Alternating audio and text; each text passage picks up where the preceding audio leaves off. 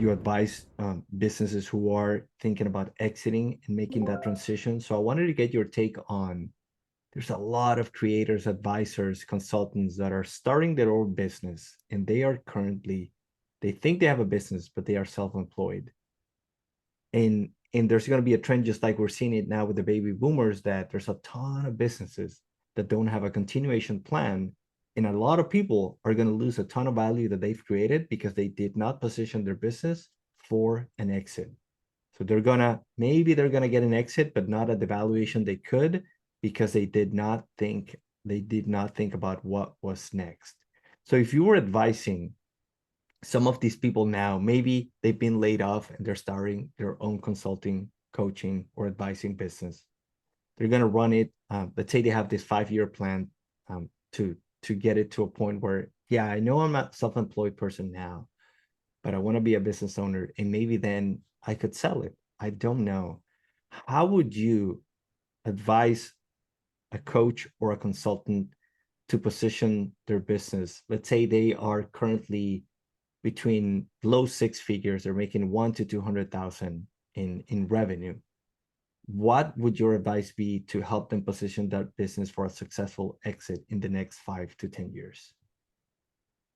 It's a big question, and I think it's an important one, because most of us, because I count myself in that group, who, whether we're ex-corporate, whether we've tried other business ventures, et cetera, and are going into this great big blue ocean of being a consultant, being a coach, being an advisor. We don't typically, most of us, think about the exit plan. And not all of us are positioning ourselves that way, right? But for those who are contemplating that, so I want to answer the exact question you asked. You have to be, and I'm going to use that word again, as intentional in building up your business as you will be about exiting it. And what I mean by that is, the most important person you're going to hire when you're starting out is your very first person, right? Because we all know when we start out as solopreneurs, our business is synonymous with our personal brand. It really is. No matter, my business is Talent Boost, but really it's Claire Chandler. And it's one of the reasons that I'm sort of downshifting my emphasis on Talent Boost as my website, and much more putting my clairechandler.net at the forefront, because it continues to be a direct expression of me, right? But that first person that you hire, unless they're, a virtual assistant or somebody who's always going to be behind the scenes, they're going to be a brand ambassador, and they're going to be an expression of and an extension of your personality. So you have to get that one right.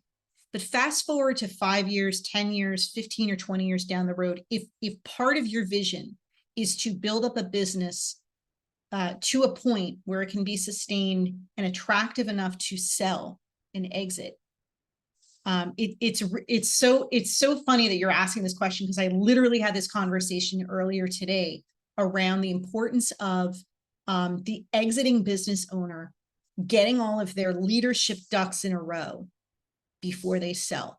There's a lot of emphasis, especially in the investor community that I work within, to get the leadership team in particular aligned as quickly as possible after the deal closes, right? Because otherwise they're not going to execute the growth strategy.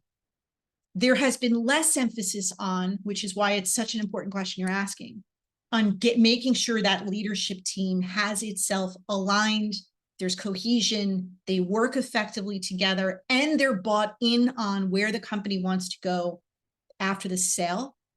It is just as important then, right? Especially for that business owner who isn't going to be around anymore, because I have yet to meet a business owner in a situation that you've just described that does not care about their legacy. If they are planning for an exit, ultimately, they're not doing it like they're flipping a house. They are doing it so that the business that they have built, the team they have assembled, the brand, the client equity, all of that remains and outlives them. So if you're listening to this conversation and you are contemplating that at some point in your future, you absolutely want to pay as much attention to getting your leadership team aligned and bought in, so that you attract the right investor, so the transition is is as smooth as possible, and so that your legacy can be preserved.